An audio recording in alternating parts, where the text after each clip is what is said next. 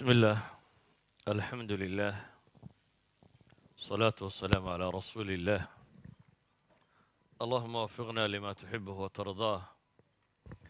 وبعد، فالسلام الله عليكم ورحمته وبركاته. إن شاء الله تعالى waxaynu ka warrami doonaa maqaasid alcibaadaat addunyawiyya ama danta laga leeyahay cibaadaadka adduunyo ama fawaa'ida dunawiga ay leedahay. waxaynu naqaanaa arkaanu islaamku ama cibaadaadku waa aslan macnahooda koowaade loogu talagalay inuu yahay atacabud, in ilaahay loogu dhowaado subxaana wa tacaala, ilaahay loogu mahad celiyo, dembi dhaafna lagaga dalbado. kaasi waa asalka cibaado kasta uu qofka muslimkii sameeyo. oo ilaahay subxaana wa tacaala qur-aanka wuxuu inoogu tilmaamayaa cibaadaadkaba waxyaabaha laynoo saaray inay ka mid tahay inaynu ilaahay xusno una weynayno. aqimi الصalaata lidikri walitukabiru allaha calaa maa hadaakum walacalakum tashkuruun ya ayuha aladiina aamanuu idaa laqiitum ilaahay subxaana wa tacaala wuxuu tilmaamayaa salaad hadday tahay waxaa laydin salaada u ooga baaba la yidhi ilaahay xuskii daraaddeed. ramadaantii markii laga hadlay ilahay wuxuu yihi walitukabiru allaha calaa maa hadaakum. jihaadka marka laga warramayo waxaa la yidhi wadkuru llaha kaiira lacalakum tuflixuun. idan aslu alcibaadaat waa in ilaahay loogu mahadnaqo. uu nabigu calayhi salaatu wassalaam markii dembigiisa la dhaafay adduunya aakhiraba cibaado badan buu haddana sii samaynayey ilaa yaacaguhu ay ka barareen oo ay caaisha ku tidhi ilaahay rasuulkiisii oo adiga dembigaagii hore iyo kii dambaba waa la dhaafay maad iska nasatid. wuxuu ugu jawaabay afalaa akunu cabdan shakuura, haddii ilaahay aniga dembigayga dhaafay miyaanan noqonaynin addoon mahadnaqa. marka waa inaynu ilaahay ku nidhaahno waad mahadsantay. waa marka koowaad cibaadaadku. waa marka labaadee waa talabi almaqfira, waa inagoo dalbanayna in ilaahay subxaana wa tacaala dembigeenna ku dhaafo oo aynu janno iyo nicmo ku helno, naarna kaga badbaadno. laakiin su-aasha aan rabo markaa inaynu isweydiina waxa weeyaan, cibaadadu markaa ma aakhirunba waxaanaad u tukanayso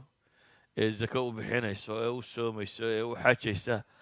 ma faa'iide aakhiro la sugayuunba, mise adduunkan aynu ku dul nool lahay ayay waxtar ku yihiin? waxay leeyahay cibaadaadku raad buu dunida tan ku leeyihi, waxtar bay ku yihiin adduunkan aynu ku dul noollay. haddii aynu weyno waxtarkaasi oo ay ka muuqan weydo, macnaheedu waxa weeyaan cibaadaadkeenna khalal ku jira. cibaadaadkeenna ayaa maxay godoloolo leh. sidaa awgeed haddaynu waxoogaa qur-aanka dib ugu noqonno, wax badan baa ilaahay subxaana wa tacaala kaga hadlayaa cibaadaadka iyo fawaa'idda dunawiga ay leeyihin. waxaan isku dayayaa kelimatu tawxiid inaan iyada ka tago mar gaara ka warramo, laakiin bal afarta kale inaan waxoogaa isdul taago. kow, haddaynu salaad soo qaadanno, ilaahay qur-aanka wuxuu inoogu tilmaamayaa ina asalaata tanhaa can alfaxshaa'i waalmunkar waladikru llahi akbar. ilaahay wuxuu inoo tilmaamayaa salaadu inay qofka ka reebto alfaxshaa waalmunkar, xumaha oo dhan, kiisa foosha xun leh iyo kiisa kaleba ee diinta iyo sharciguba dafireen ama diideen, inay salaadu reebto. taasi macnaheedu waxa weeyaan salaaddu waxay wax ka beddeshaa qofka suluugiisa, dhaqankiisa. qofka muslimka ah hadduu salaaddu salaad saxa oo tii la faray ay tahay, natiijada ka dhalata waxaa ka mid ah dhaqankiisa in wax iska beddelaan. walidaalika ba qur-aanku wuxuu tilmaamayaa maalan, ilaahay subxaana wa tacaala wuxuu ka warramayaa ina alinsaana khuliqa haluuca idaa masahu sharu jazuuca waidaa masahu alkhayru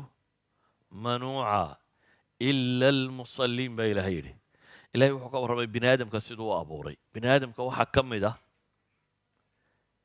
khuliqa haluuca baa la yidhi waxa la abuuray isagoo mid haluuca ah haluuca waxaa la yidhaahdaa culammadu labadan aayadooda dambaa fasiraya bay yidhaahdeen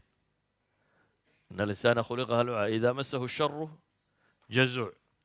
waxay culammadu yidhahdaan waxa weeyaan waa midka markay dhibtu qabsato argagaxa markaa dhibaata ku dhacdo wuu dawakhaa wuu argagaxaa wuu wareeraa waayo adduunka hadduu qofku u qaato inay adduunku wixii oo dhan uu isagu yahay la'aantiisa ama dhibtiisa ama mushkiladiisa wuu dawakhaa waidaa masahu alkhayru manuuca baa la yidhaha cagsiga haddii ay nicma haleeshana waa bakhiil gacan adag oo ku dheggan waayo qofku haddaanu aakhiro rumaysnayn haddaanu meel dambe uu rajo ka qaba aanay jirin sidaa tan baa ku dhacaysaa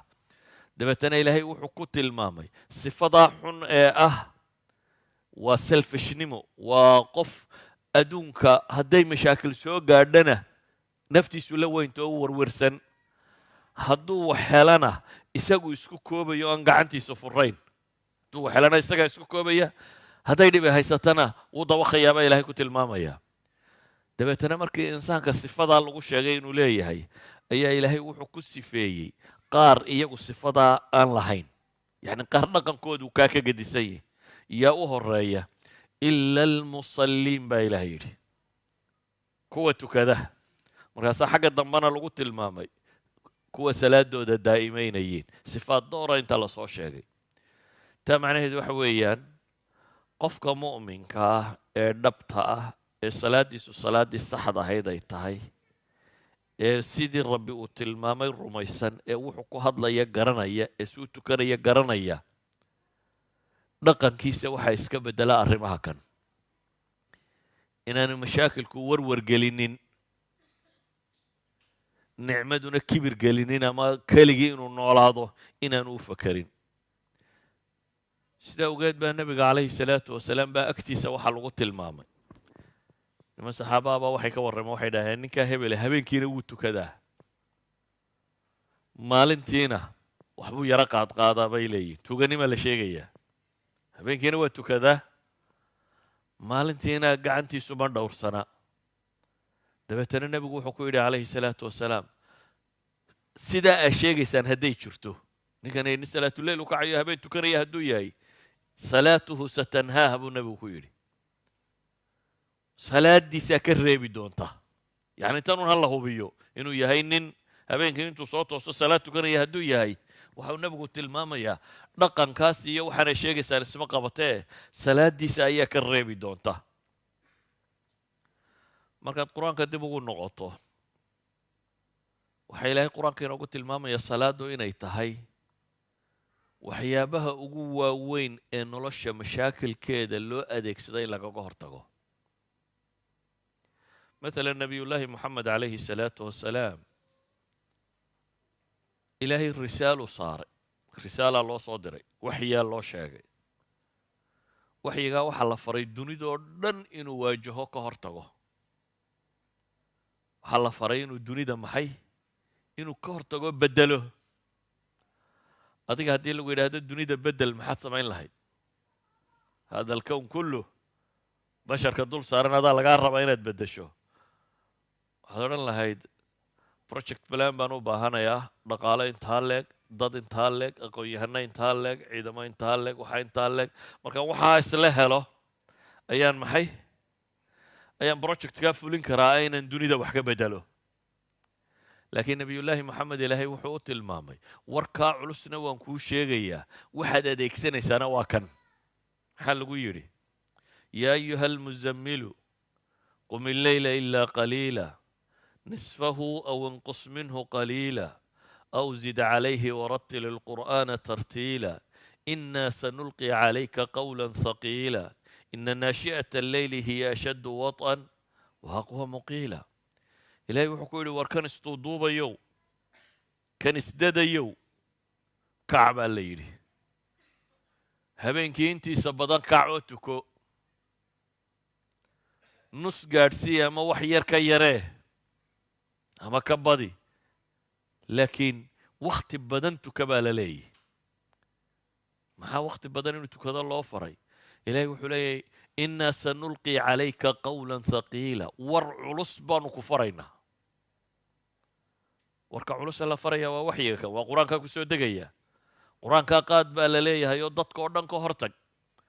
muctaqadkooda iyo siyaasadooda iyo dhaqankooda iyo dhaqaalahooda iyo say u fikrayaan dunida bedel adaa lagu soo diray inaad dunida bedesho laakiin waxa looga dhigay zaad markaa waxa sahay looga dhigay project plankiisaasi wuxuu ku fulin lahaa waxa looga dhigay inuu rabbigii ku xidhmo oo badiyo xidhnaantu alle ku xidhan yahay habeenkii in badan ka codtuka baa la yidhi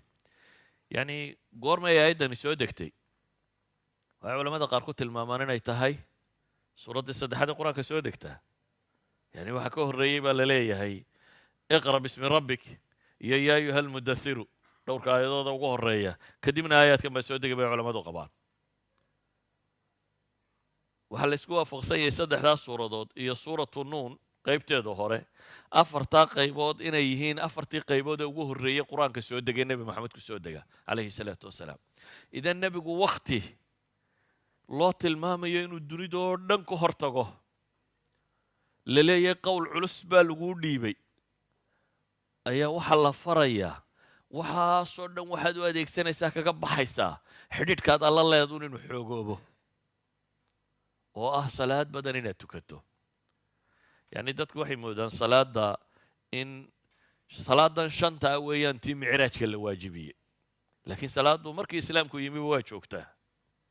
waa waxyaabihii ugu horreeya soo dega laakiin shantan waqtiya la tukanayo ayaa waxaa la waajib yeelay maxay leylat almicraajka sidaa awgeed waxaynu arkaynaa inay tahay mashaakilka bini aadamka ka hor yimaadee culays kasta leh waxa loo adeegsaday lagaga baxaa inuu salaadu ka mid tahay walidaalika baa ilaahay qur-aanka wuxuu ku tilmaamayaa nabiga calayhi salaatu wasalaam dhowrkii sannadood ee ugu horreeyey diinta wuxuu u sheegayay hoos hoos dadka qofkii caqli leh ciddii uu filaya inay wax qaban karayso dad buu gaar ula hadhadlayay mar dambe ilaahay qur-aanku soo dejiyey la leeyay fasdac bima tu'mar وأعرض عن المشركين إنا كفيناك المستهزئين الذين يدعون مع الله إلها آخر فسوف يعلمون إلهي وحكيري فاصدع بما تؤمر وأعرض عن المشركين كر ودواق وحنو كفر با إلهي فري نبي عليه الصلاة والسلام هوستن يوركن ددك غارك الله هدل سكبح إعلان موج شيغو وحنو كوسو ديبني ددك oo dhan khalqiga oo dhan ka hortag dabeetana waa ku cuslaatay gaaladii iyo dadkii way ka hor yimaadeen wixii rumeeye waa la ciqaabo la cadaabay ilaa xad maalan siiradu waxay sheegaysaa nebigu calayhi salaatu wasalaam carabtii hore suuqyaa jiray ay xajka iyo isugu iman jireen markay isugu yimaadaan buu nebigu calayhi salaatu wasalaam u tegi jiray isagoo raba inuu diinta u sheego adeerkii baa daba socda adeerkii ruma ayaa daba socda oo leh kan yari waa inankayagii waa been wuxuu sheegaya waxba kama jiraan iskaga taga ka war haddii adeerkaa lagu daba dhigo meesha istaagtaba adeerkaa intuu iskaa daba taaga u yidhaahdo waxba kama jiraan waxaan uu sheegayo waa nabi maxamed adeerkii ruma kan daba socda abulahab ayaa daba taagan oo leh waxba kama jiraan waxaan uu sheegayo waxaasoo culaysaa haysta saxaabadiisii waa la ciqaabayaa isagii waa laga hor yimi dunidana ilaahay bedel buu ku yidhi dabeetana ilaahay wuxuu ku yidhi waa la caayaya waxbaa laga sheegay ilaahay wuxuu leeyahy walaqad naclamu annaka yadiiqu sadruka bima yaquuluun waa ognahay baa ilaahay yidhi subxaana wa tacaala inay laabtaadu cidhiidhiyo mise waxay kugula hadlayaan ama ilaahay waxay ka sheegayaan ilaahay waxay ka sheegayaan iyo rasuulka waxay ka sheegayaan iyo diinta waxay ka sheegayaan yani iclaamku saasuu u badnaa mar kastaba bini aadamku waa bini aadamkanuun wasaaishan la adeegsaduun baa horu martee bini aadamku waa sidiisii sidaa maanta laysu dacaayadaynayo laysu maagayo maxaad u malaynaysaa dacaayaddii nebi maxamed lagu hayay inay dadka badh laga dhaadhiciyay inuu waalan yahayba saxaabi baa nebiga u yimi oo ku yidhi isagoo aan islaamin dadkan dadka wax ku akhriyaan oo waxbaan tufaa adna waxaan maqlay waxoogaa inay kaasi yihiin dee maxay kula tahay buu yidhi haddaan wax kugu akhriyo yani waa nin isla ninkani wuu waalan yahay dawe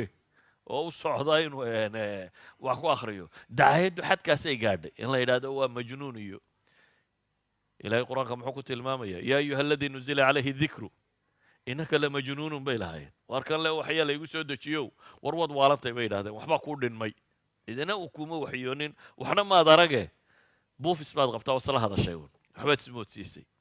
nabiga calayhi salaatu wasalaam saasaa loo caayayey loo maagayey looga hor yimi ilahay markaa wuxuu ku yidhi walaqad naclamu annaka yadiiqu sadruka bima yaquuluun fasabbix bixamdi rabbika wakun min asaajidiin ilahay wuxuu ku yidhi waa ognay in laabtaadu cidhiidhiyo mise waxa lagaa sheegaye maxay samee maxaa dawa ah muxuu cidhiidhigan naftu haysata kaga baxaya tasbiixse baa la yidhi adigoo ilaahay mahadnaqiisa ku dheehaya subxaana allahi wabixamdi adigoo leh oo wakun min asaajidiin baa ilahay yidhi kuwa sujuudayana ka mid noqo kuwa sujuudaya ka mid noqo wacbud rabbaka xataa yaatika kal yaqiin ilahay wuxuu u tilmaamaya markaasi waxaa problem kaa hor yimaado o dhan waxaad u adeegsataa salaada u adeegso sidaa ogeed baa nebigu calayhi salaatu wasalaam xadiidka ka sugan waxa uu tilmaamayaa idaa xasabahu amrun fazaca ila asalaa hadday wax nebiga warwargeliyaan hadday murugo geliyaan hadduu dhib la kulmo salaada dhankeedu uu carari jiray yani hadday mashaakil qabsado fazaca ila asalaa saasi daraaddeed buu bilaal tilmaamaya inuu nebigu odhan jiray arixnaa biha ya bilaal xadiidkii abi daawuud isna saxiixa arixnaa biha ya bilaal war bilaalow inoogu raaxee idan salaadu waa cibaado ajar lagu raadinayo janno iyo aakhiro lagu raadinayo yes kaawayt waxay kaloo tahay waa cibaado la raba adduunka iyo problemkiisa in loo adeegsado adduunka iyo qofka mashaakilka haysta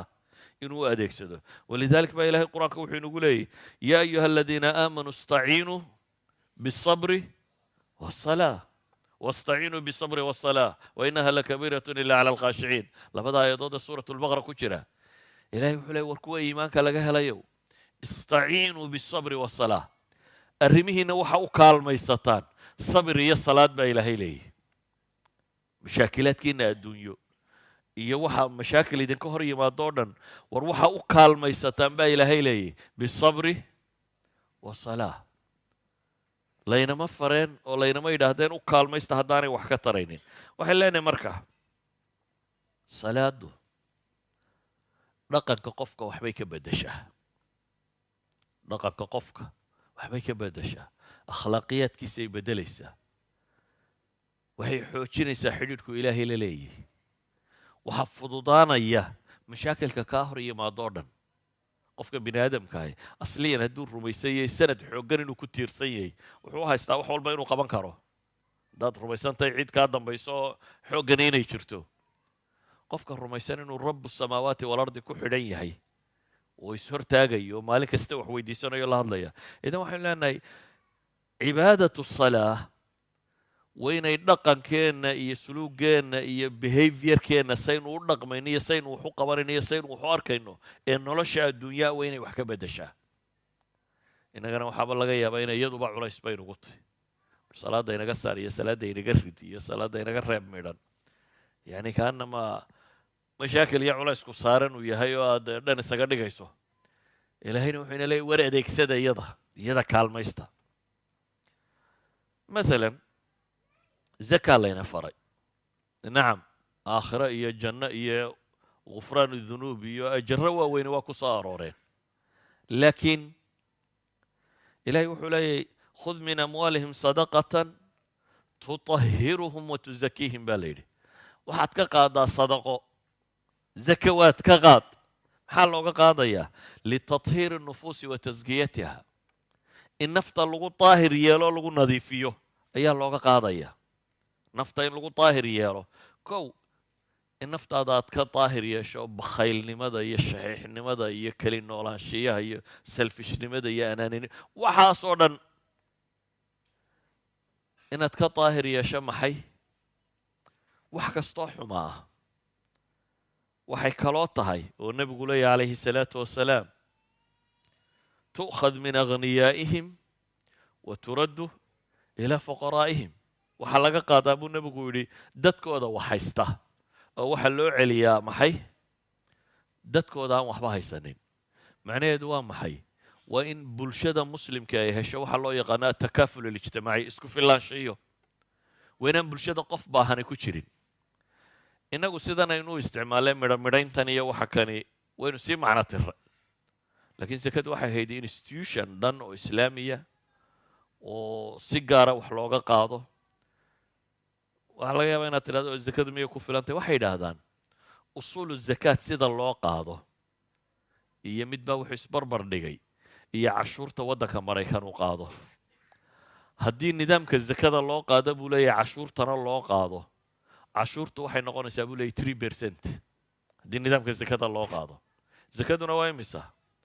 2.5% weeyaan almost dalka maraykan haddii zaka laga qaado wuxuu ku dhow yahay cashuurta laga qaado dee laakiin waxa kala gedisan labada system oo cashuuruhu inta badan wax mahaysatada laga qaadaa wax haysatadana lagama qaado soo sama ogedin cashuurtu masaakiintiina kani maxaa bixisaan 40% 30% 35% waxaasaa dadkan xoogsatadii bixiyaan dadka wax haystaana maxay bixiyaan waxay bixiyaan 10 bilyan buu haystaa waxaa la leeyahay income-kaaga sanadkani muxuu ahaa 2 milyan 2 milyan baa cashuurta laga qaadaya 10kan laga qaadi maayo 10kaa marka lagu sii darana sanadka dambe 2diina laga qaadi maayo cashuur kan baa laga qaada waxa mar la cashuuro mar dambe lama cashuuro laakiin zakada see loo qaadaa dee 10ka iyo 2da kuu soo kordhayba isku daro intoo dhan baa 2.5 laga qaadaya marka imka systemka dunidu uu cashuuraha u qaadayo waxa kane inta badan wax haysatada waxaa laga yaabaa kamberiga ugu weyn in la yidhaha intaana investment buu geliyay intaana saas u yeelay intaana cashuurtiisu volfa laga yaabaa cashuurteedu inay 0 noqoto miskiinkaaga kana waa 30% ama waa 35 yani systemka loo dhigay waa system ninka wax haystaa dee dejiya qaanuunka ilaa idinkuma dejisaane masaakiintana waa la raraa shareecadu qaabkay u taallaa waxa weeyaan zakawaadku although ay yihiin 2.5% laakiin waa 2.5% usuushaadoo dhan laga qaado xoolahaad haysatoo dhan inta la isku daro ayaa 2.5% laga qaadaa haddii sideeda loo qaado oo systemkii loogu talagalay loo bixiyo dadka qof faqriya laga dhexeli maayo malaa dadku tusaalahay wax ku gartaan idiin soo qaban maayo tusaalo qarnigii koowaad ama labaad ama saddexaada waayo waxaa odhanaysaa berigaa dadkaa yaraa iyo berigaa aan hadda idiin soo qabto tusaale ah oo weliba dadka soomaaliyeed ah nin dhakhtaroo soomaaliyeed ayaa tolkii u tegey dabeetana wuxuu yidhi waxaan rabaa reerka inaan qof faqiir aan u yeelanin waxaan rabaa buu leeyahy reerka inaan qaadno zakada ururino dabeetana aan bixinno reerkii badh waa aqbaleen badhna waxay yidhahdeen war mala waxaan suurtagal maha qaybtii aqbashay odayadoodii buu saaray calaa kulli xaal zakadii buu ka ururiyey dabeetana wuxuu yidhi waxay soo qortaan reerka wixii faqiir oo dhan wixii faqiirka ahay oo dhan baa liiskoodii la keenay sanadkii koowaad qayb buu siiyey lacagtii waxaanu yidhi sanadka dambe waa inaad zaka bixis gaadhaan ma aha 10 shilin maaha waa ninku xoolo uu dhaqan karo sanadka dambe zakaysana uu bixin karo muddo yar markuu waday qabiilkoodii oo dhan ma jiro qof zaka qaataa waxay noqotay zakada reerku intuu ururiyeen reeraha kale la siiyo waayo reerkoodii waa wuxuu gaadhay maxay xadul kifaaya buu gaadhay qof zaka u baahani kuma jiro maaha tusaale aan ka keenayno qarnigii labaad iyo koowaad iyo waa hadda iyo soomaaliyada baaba'sane caynkaa weegaa taqaaniin ayuu wuxuu ka dhigay reerkoodu inaanu noqonin dad zaka wada bixiya inay noqdaan oo qof aan zaka bixiniba inaanu reerka ku jiri karin idan waxaan leenahay zakadu dhan waa cibaado ilaahay loogu dhowaanayo dhanna waa takaaful ijtimaaciya waa qaab loogu talagalay bulshada in faqriga lagaga saaro waa xoolo laga qaadayo dadka wax haysta oo la siinayo maxay dadka aan waxba haysanin la siinayo waxaan leenahay markaa nolosha raad bay ku leedahay waxaan leenahay marka soon la tago inaynu zakada nidhi ilaahay wuxuu leeyay kay laa takuuna si aanay xooluhu u noqonin kay laa yakuuna duula bayna alaghniyaa inta waxaysato qudhunayna in xooluhu ku dhex werwareegina in dadka kalena la gaadhsiiyo soonku dhaqanka qofka waxbuu ka beddelaa caafimaadkiisa waxbuu ka beddelaa dee caafimaadka kollay badda idinku reer suudan baa tiina waa inay idinku ugu aqoon badan tihin soo maaha nobel pricekii 2016 ee medicinka iyo human anatomiga maxaa lagu qaata 2016kii soom baa lagu qaata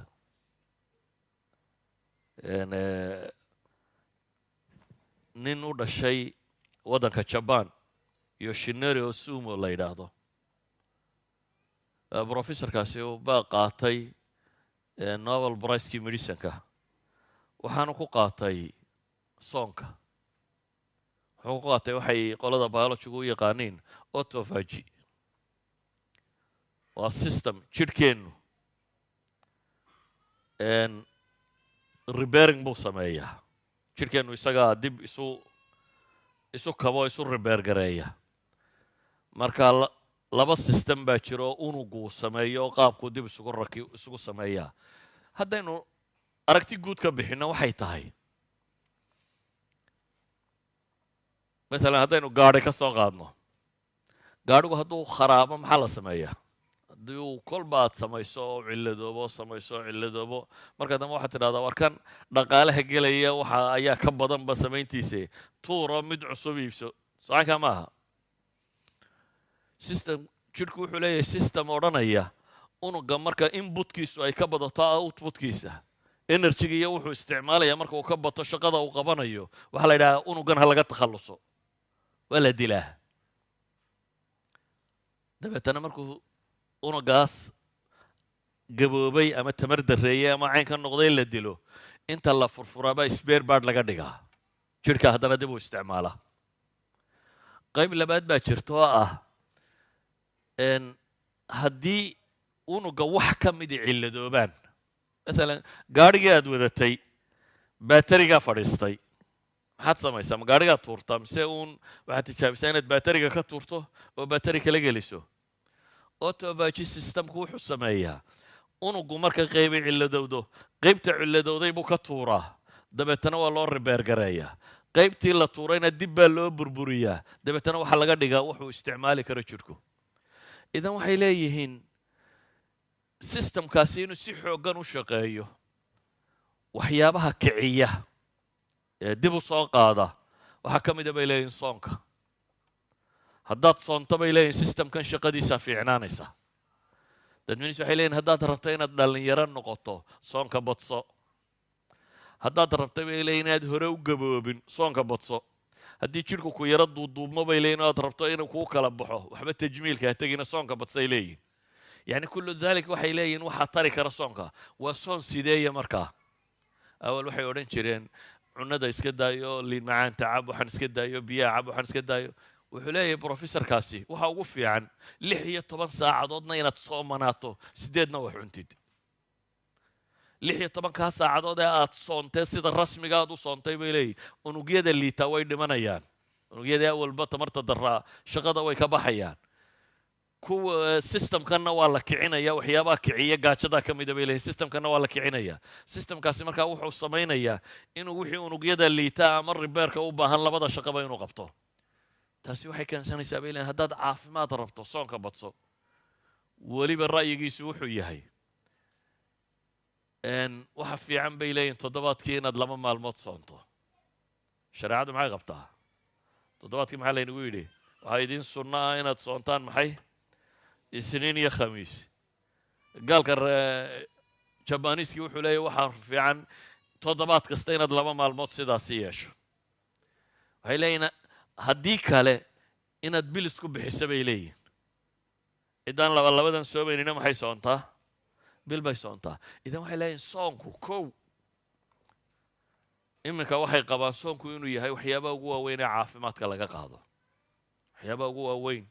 ee qofka caafimaadka qaba caafimaadka u kordhiya dad badanoo xanuunsanayana xanuunada ay kaga takhallusi karaan ilaa xad ay hadda tijaabooyin wadaan ah haddii soonka loo badiyo dadka kasar ku dhaca ama waxaanay ku dhacaan ma ka bogsan karaan aaraadaasa hadda taalloo la wadaa nin caalima muslima wuxuu qoray kitaab la yidhaha mucjisatu siyaam dabeetana waxaan sidhi buu yidhi war kitaabkii dib u cusboonaysii bal hadda buxuusta soo baxday eeg 3 sano gudahood buu leeyahay 900 oo research oo cusub oo jaamacaadka dunidu sameeyeen baan helay buu leeyahay oo ku saabsan soonku ka warramaya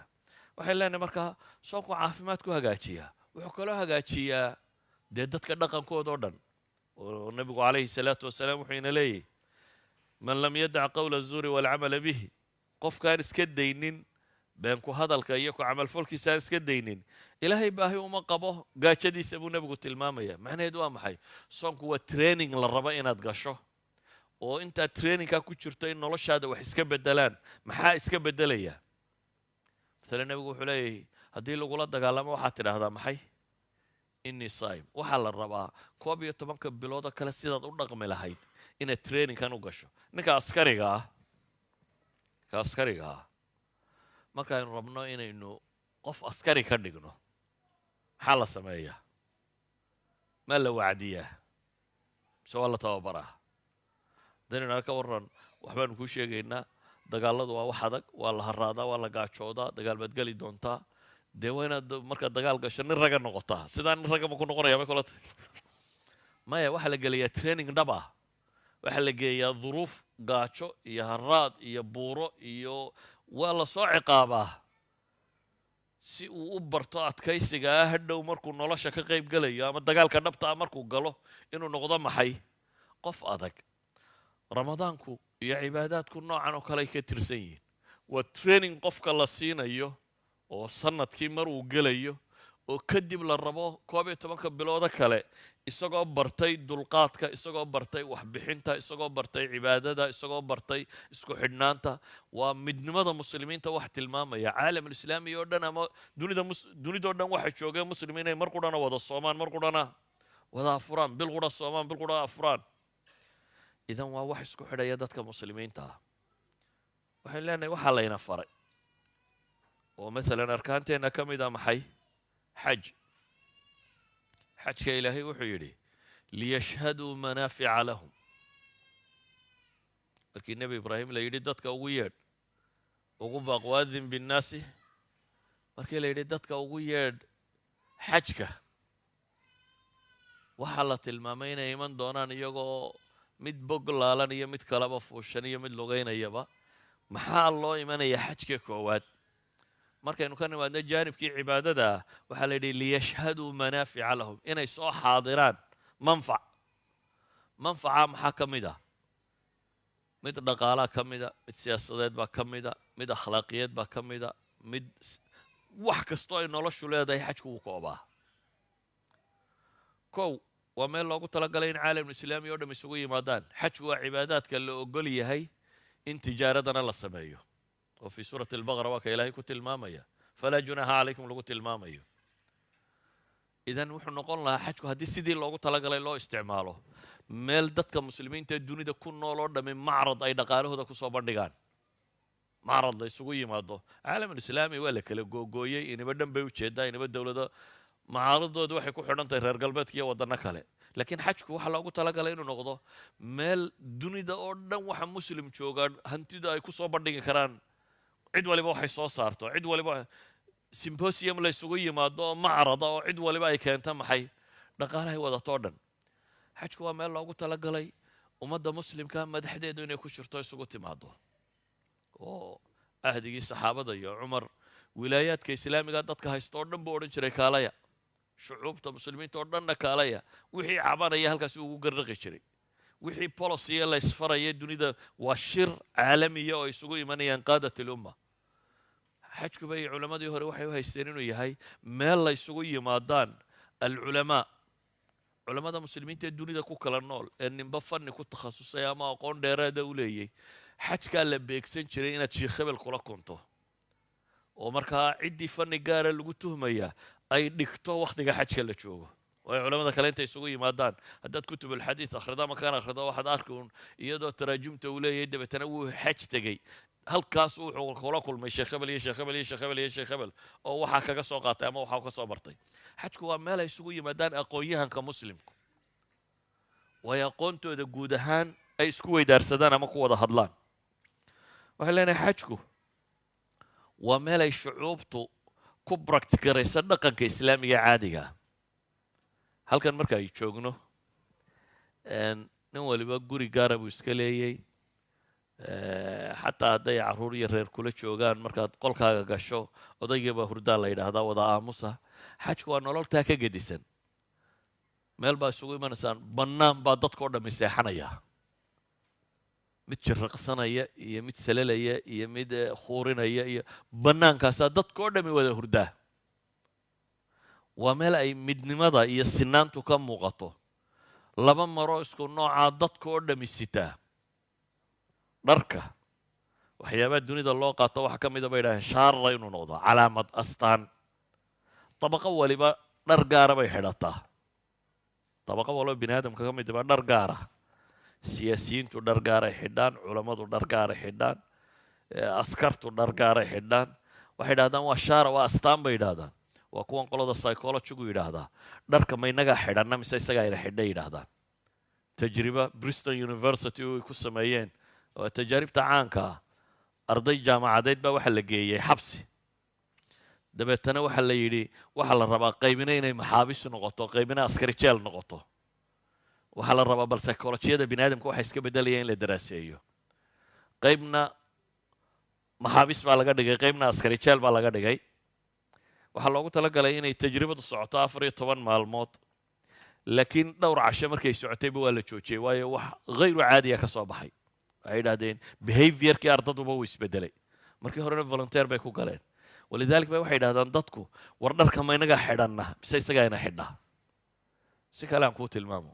haddaad iminka khamiis iyo cumaamad xidhato oo suuqa martid waxaad is odhanaysaa kubad ma cayaaraysaa waxaad is odhanaysaa war nin weyn baatee dadkii kula yaabin ee sidii waayeelka u soco haddaad se adigoo garan yaroo gacmo gaaba sita iyo surwaal labada low jooga hadday kubadda kuu soo laadaan inaad gashaabay u badantay waayo waxaad soo aragtaa inaad tahay yani qofku wuxuu matalaa had iyo goor waxa uu rabo inuu actionka uu rabo inuu qaato dharku waxay yidhaahdaan markaasi waa astaan tilmaamaysa waxa gudahaaga ku jira waxa gudahaaga ku jira ayuu korkaaguna u eeg yahay saa daraaddeed ba waxaa la yidhi xajka markaad tagtaan dhar isku wada nooc aan dawaarba lahayn qaata dee dabaqada maalqabeennada iyo dabaqada siyaasiyiinta ee dhar gaaray xidhan jireen soo maaha kuwa masaakiinta waxaa la yidhi isku darsama dhammaantiin halkan waxaa lagu barayaa dadka muslimiinta inay siman yihiin inaan madax iyo culamo iyo mijo iyo masaakiin iyo mid waxaystaa midna jirin ee dadku inuu siman yahay laba go-oo cadcad qaata bannaan qura wada seexda bannaan qura istaagoo ilaahay ku wada barya everythingna waa kuyu adigu 5 milyan oo qof meel ay isugu timi qiyaas cunadu waa kuyu kaadidu xataa waa kuyu ilaan dadku mar bay wada kacayaan mar bay salaada wada tukanayaan wax walba nolosha kuyu baa loo gelayaa waa training rasmi oo qofka la baraya maxay inuu qof muslima noqdo waa meesha lagu barto markaa iisaarka iyo iska horumarinta iyo naxariista iyo qofka jilicsan in la taageero iyo waxistarka iyo waxaa la rabaa akhlaaqiyaadka nadariga ah aynu islaamka marka hore laynoo sheegay waa dulqaadan waa caynkan ma dul qaadanaysaa ma ogashay adigoo kuyuu maanta oo dhan ku soo jiray oday miskiin oo dhacdhacaya markuu yimaado inaad tidhaahdo gal dul qaadanaysaa ma iska horu marinaysaa waa meel loogu talagalay qofku inuu dhaqanka islaamiga ee dhabta ah si practicala uu tajribeeye uu soo barto saa daraaddeed waa mudaahara caalamiya waa meel intay muslimku isugu yimaadaan identitygooda ay caddaystaan meel kastoo la istaago tawxiid baa ka dhawaaqaya labayk allahuma labayk لبيك لا شريك لك لبيك إن الحمد والنعمة لك والملك لا شريك لك وإسلوغان للربو دوني مسلم كوردن إني موشيان دوني كلا يوشيغان 5 مليون وقف انت ميل سوغي مادان إني إسلوغان قورا قاضيان وحقورا ودا قاضيان وحقورا كوهيسيان وحقورا تلماميان وميل موشيان مدنمدا ومدا مسلاميغا إذا وحينو تلمامينا لنا هاي xajku waa meel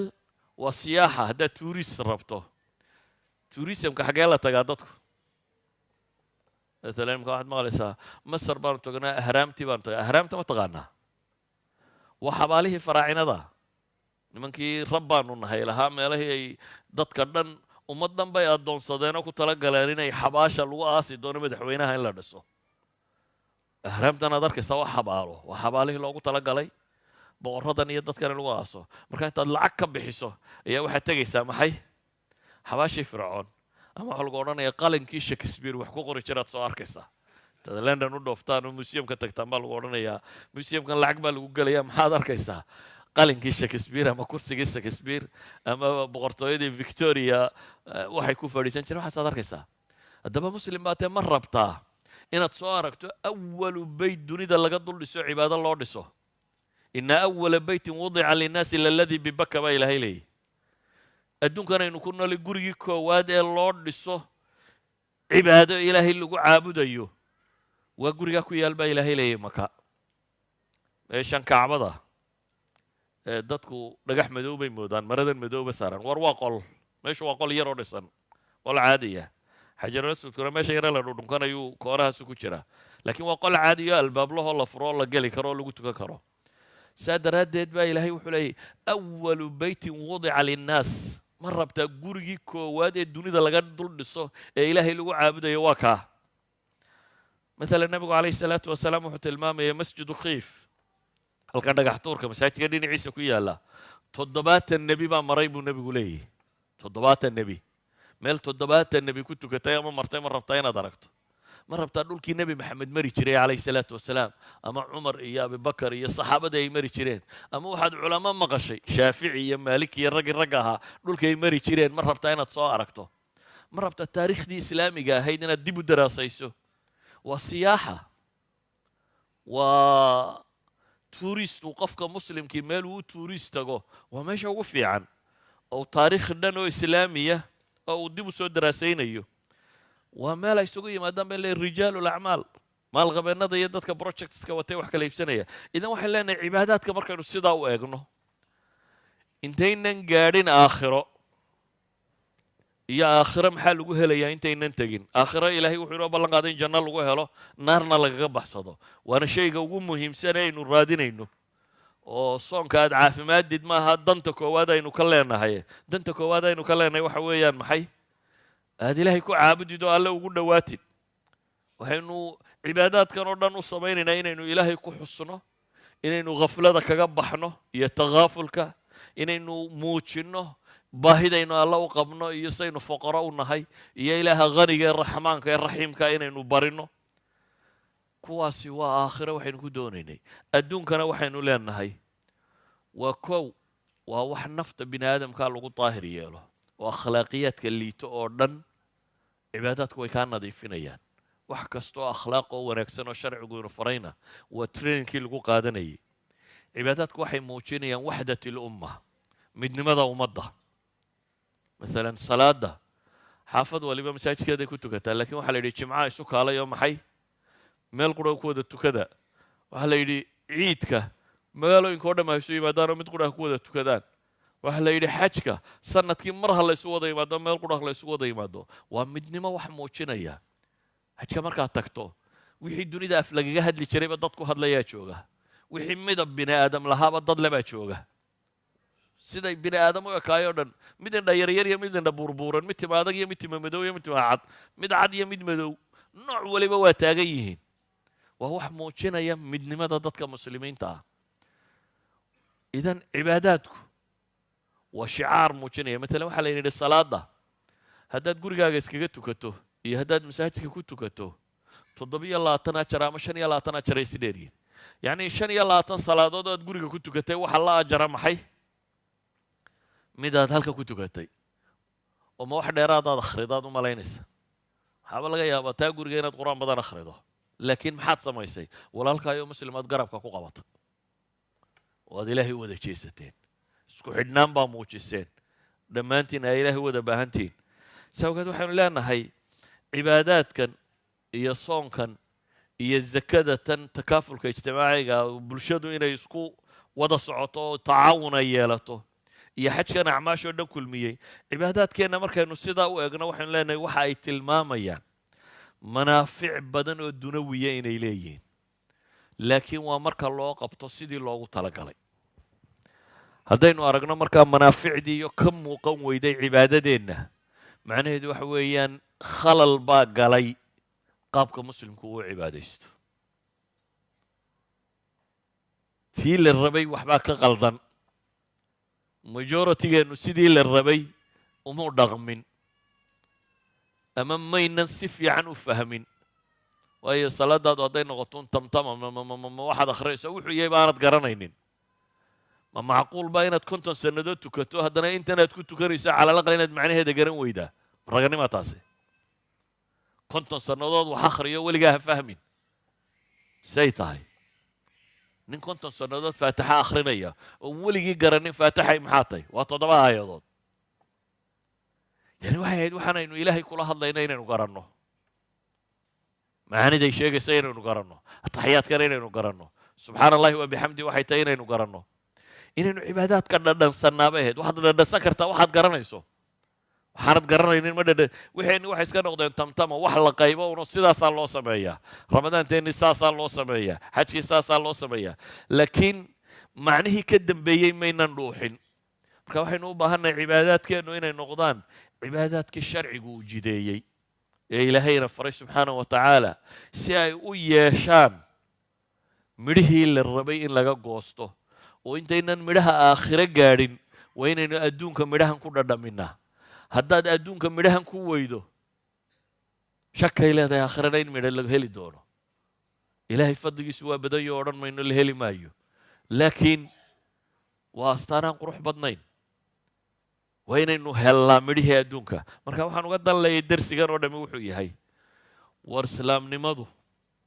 iyo cibaadaadka ilaahayna faray ilaahay wuxuu leeyahay diintan waxaan u soo dejiyey limaslaxatikum idinka dantiin looma soo dejinin diinta in laynugu ciqaabo